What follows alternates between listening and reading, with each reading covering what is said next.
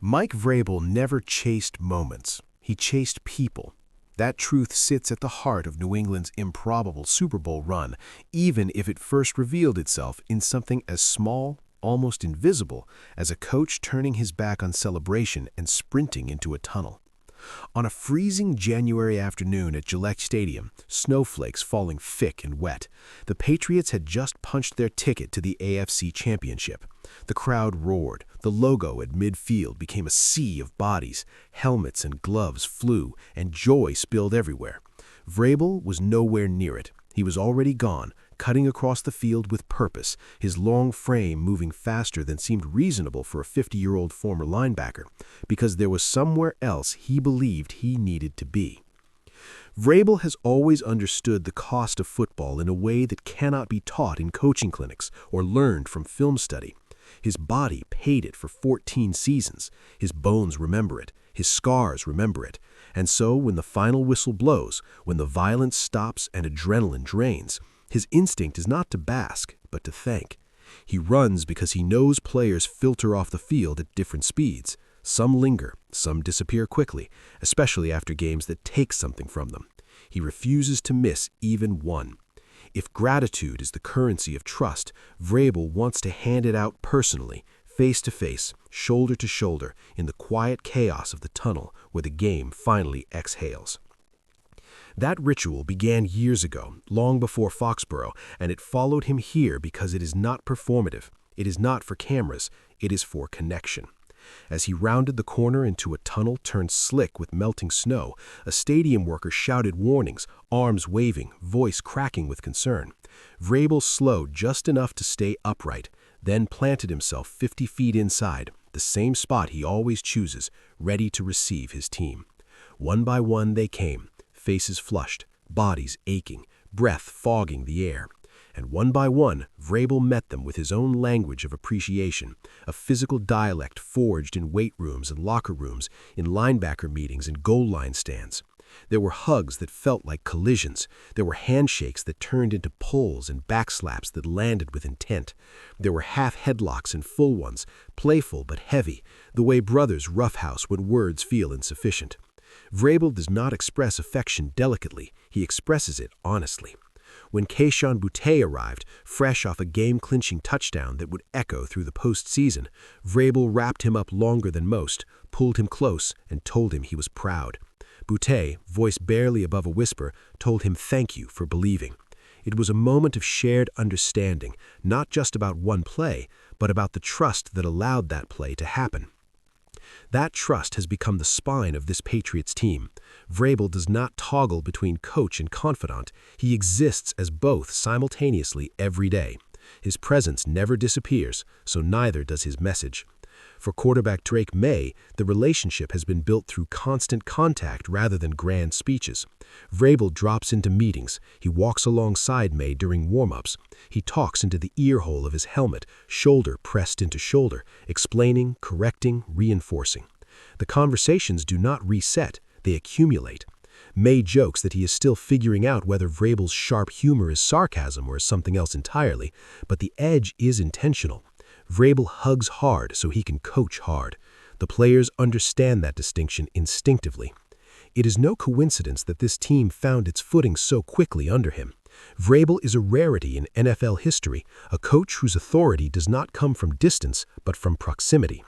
Of the hundreds of head coaches hired since the merger, only a fraction ever played in the league, and fewer still endured it the way Vrabel did, as a defensive enforcer who also somehow became a red zone weapon in the league's most dominant dynasty. His resume is not something he waves around, but it radiates anyway. Players feel it when he jumps into drills, when he bodies up a lineman to make a point, when he absorbs contact without flinching. This is not a CEO pacing behind the line.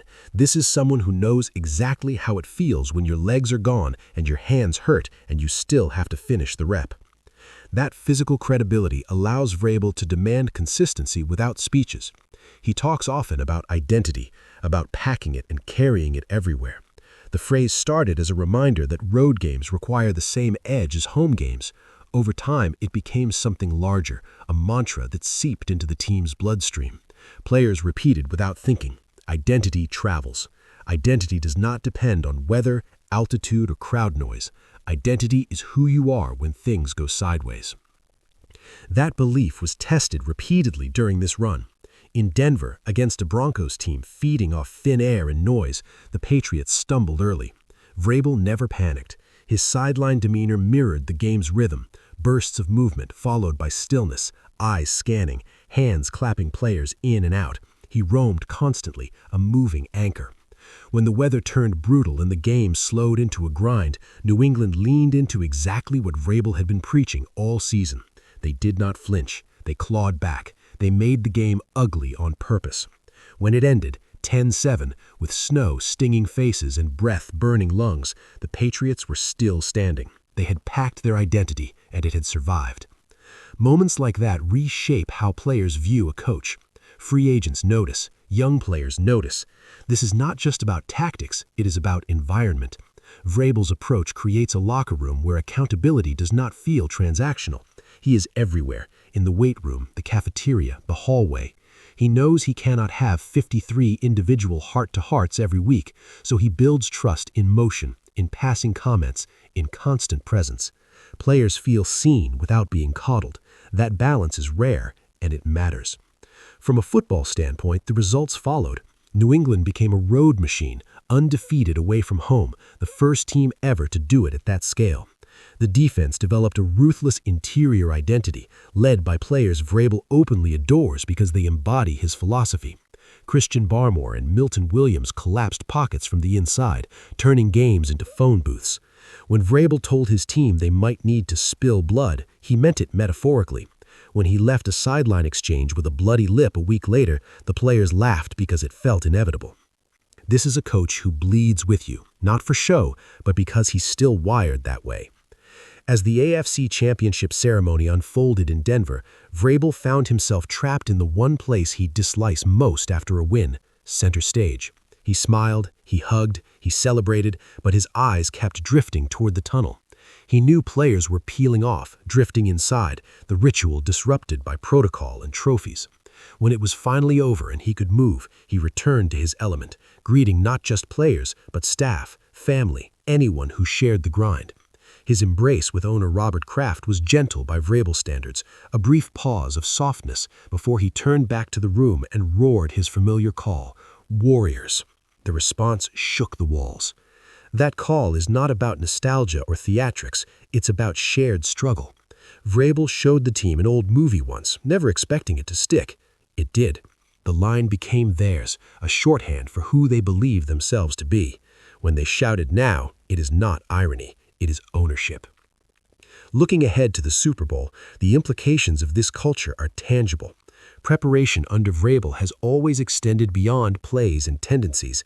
He prepares teams for moments, for waits, for emotional lulls. He understands that the Super Bowl is as much about managing time and energy as it is about X's and O's. His team will not be surprised by the length of halftime, by the noise, by the pauses. They have rehearsed patience. That matters when the first drive of the third quarter can tilt everything. Recruiting, both at the pro and developmental level, will feel the ripple effects of this run. Players talk. They talk about how it feels to be coached, how it feels to be trusted and pushed simultaneously. Vrabel's Patriots are building a reputation not just as winners, but as a place where identity is clear and leadership is felt daily. That draws competitors. That sustains success. For fans, this run has reintroduced something familiar yet new. The Patriots are not chasing ghosts of the past. They are not mimicking what once was. They are forging a different version of toughness, one rooted in empathy without softness, discipline without detachment. Watching Vrabel, soaked in snow, sprinting away from celebrations so he can say thank you, feels like a perfect metaphor for it all. When the buses finally idled outside the stadium and the crowd thinned to nothing, the echoes of that run still lingered. Vrabel had done what he always does. He made sure no one walked alone. He made sure gratitude was delivered personally. In a sport obsessed with schemes and stars, his ritual reminds everyone of something simpler and harder to manufacture: connection. That connection ignited belief. Belief fueled resilience, and resilience carried the Patriots all the way to the Super Bowl. Not by accident, but by design.